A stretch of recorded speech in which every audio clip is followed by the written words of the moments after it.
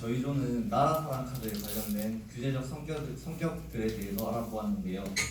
먼저 나라사랑 카드를 간단히 소개해드리고 과거의 운영 방식과 현재의 운영 방식에 대해서 설명해드리려고 합니다. 먼저 나라사랑 카드에 대해서 소개해드리겠습니다.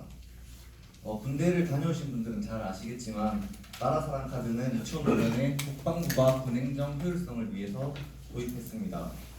병역 판정 검사를 받는 모든 남자들에게 의무적으로 발급하며 전자통장과 현금카드 그리고 전자병역증을 가지고 있는 체크카드입니다.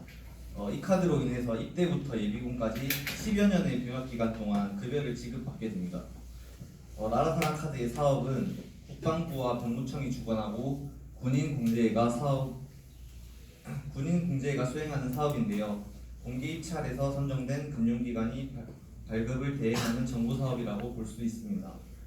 여기서 군인공제에 대해서 간략히 설명해드리면 군인이나 군무원의 생활 안전과 복지를 위해서 1984년 창립된 국군의 종합복지기관입니다. 현재 나라사랑 카드에는 전국 버스와 지하철 할인, CGV 할인, 스타벅스 할인, CU, GS 할인, 전국 군부대 내 PX 할인, 놀이동산 할인 등의 다양한 혜택들이 있습니다. 나라사랑 카드의 연역들을 보시면 나라사랑 카드는 군행정의 효율성을 위해서 국방부가 2005년에 처음 도입했습니다. 그리고 2007년 1월 신한카드와 신한은행을 주사업자로 해서 발급이 되었고 2015년에 1기 사업자였던 신한과 계약이 종료되고 2016년 새로운 2기 사업자로 국민은행과 기업은행이 선정되게 됩니다. 1기 사업자인 신한은행과 2기 사업자인 기업은행, 국민은행은 선정 방식이나 운영 방식의 차이가 있는데 먼저 신한은행의 사례를 살펴보고자 합니다. 신한은행은 2007년부터 2015년까지 나라사랑 카드를 발급했습니다. 2015년 나라사랑 카드 사업 시작 당시 17개의 업체를 상대로 공개 입찰을 벌였습니다. 하지만 초기 투자 비용이 너무 비쌌기 때문에 신한은행만 단독으로 신청하고 참여하게 되었습니다. 사업자로 선정된 신한은행은 군인공제회와 10년간 나라사랑 카드를 발급하기로 하는 수의계약을 맺게 되었습니다.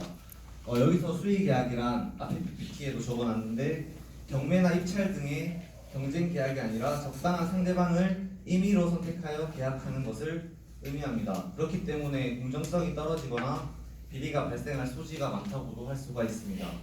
그래서 공공기관의 경우에는 경쟁 방식이 부적합한 경우나 경쟁이 성립되지 않는 등의 경우에만 수의계약을 인정해주고 있습니다.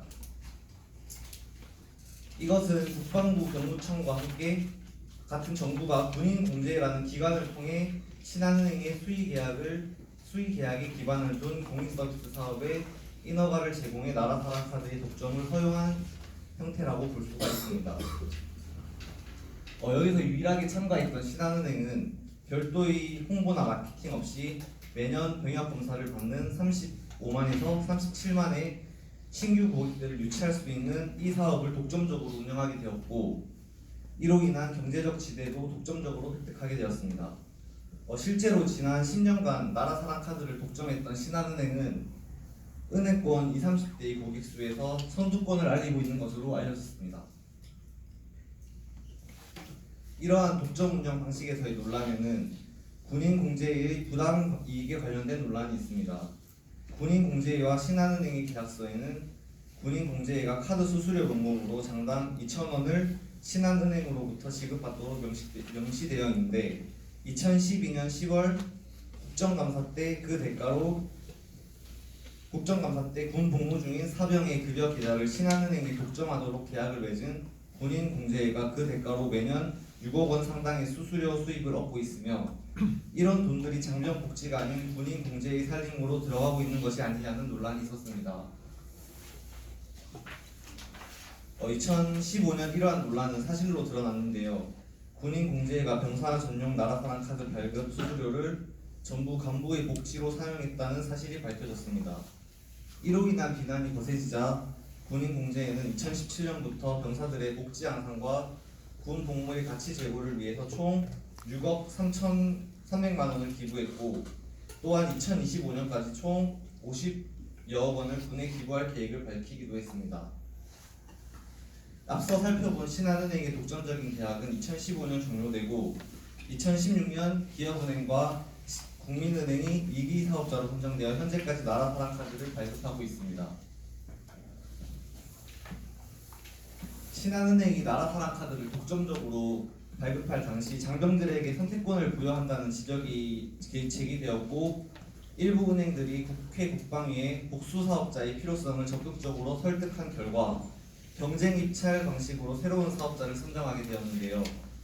나라사랑카드의 사업권을 가지기 위한 입찰에 KB국민은행, IBK기업은행, 신한은행, 하나은행이 참여를 하게 되었습니다.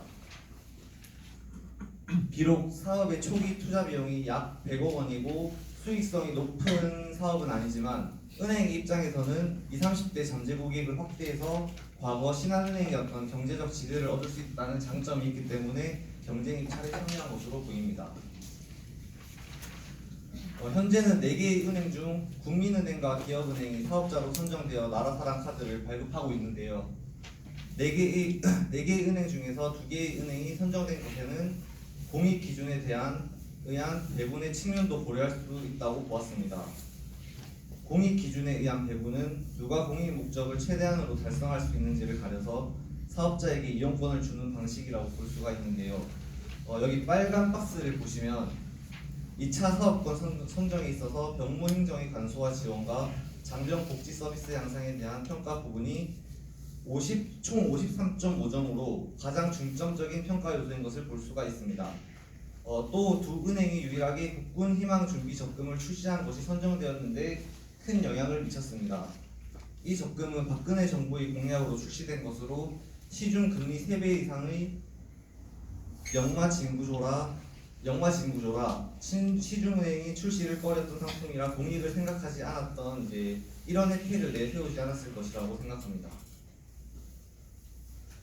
국민은행, 기업은행은 장병들이 나라사랑카드로 군대 PX에서 물건을 살 때나 KTX 할인을 제공하는 등 과거 사업자였던 신한은행이 하지 않았던 혜택을 집중 보완하였고, 놀이공원 할인, 영화 할인, 외식 할인 등의 혜택을 제시하기도 했습니다.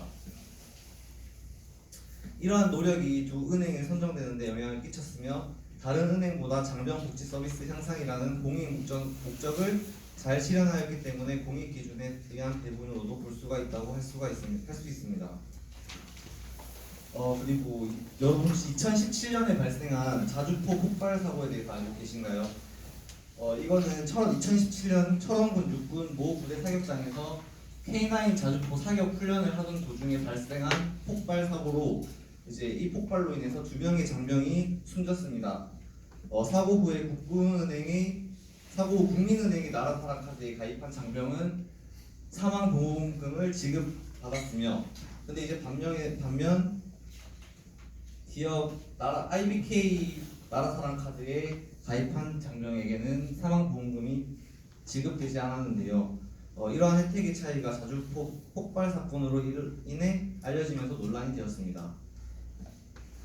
그래서 이 자주포 사고로 인해서 사고 전과 사고 후의 혜택을 보시면 사고 전에는 국민은행에만 분부대 내외 화재 폭발 등에 대한 보상이 있었는데 사고 후에는 국민과 기업은행 모두 영내외 화재, 폭발, 붕괴 등에 의해 발생되는 상해 사고 중 상해 사망 및 후유 장애에 대한 보상이 명시되어 있는 것을 확인하실 수 있습니다.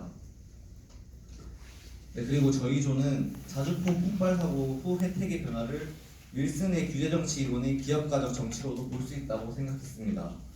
비용은 기업은행, 국민은행 등 소수의 동질적 집단에 집중되어 있고 편익은 카드 이용 장병 대다수에 넓게 확산되어 있다는 점과 비용을 부담해야 하는 은행들은 잘 조직되어 있어서 정치적으로 막강한 영향력을 발휘하는 반면 일반 군인들은 잘 조직화되어 있지 못해서 집단 행동의 딜레마에 빠져 정치적 영향력을 발휘하지 못하는 점, 그리고 정치인과 언론 등이 사회적 분위기와 정치적 계기를 형성했다는 점을 통해서 기업가적 정치 상황으로 볼 수 있습니다.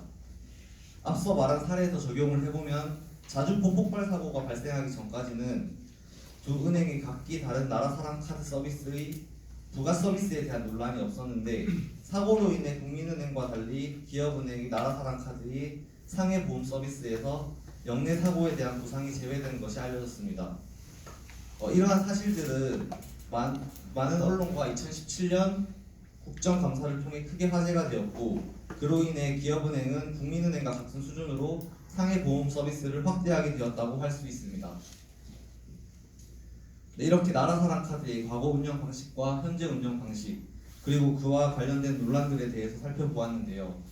결론을 말하자면 먼저 나라사랑카드의 운영 방식은 수의계약 형태에서 맺어진 독점적 형태에서 경쟁 계약 형태로 변화했으며, 어떤 계약 형태이든 정부가 일종의 금융 서비스를, 즉 공익 서비스 사업을 인허가한 형태라고 보았습니다. 또한 여러 가지 논란은 있기는 했지만 나라사랑카드는 전자전력증이나 군 급여 수령, 검사 여비 수령 등의 목적으로 잘 활용되고 있으며 장병들에게 도움이 되는 서비스에는 분명하다는 것이 저희 조의 의견입니다. 이상으로 발표를 마치겠습니다.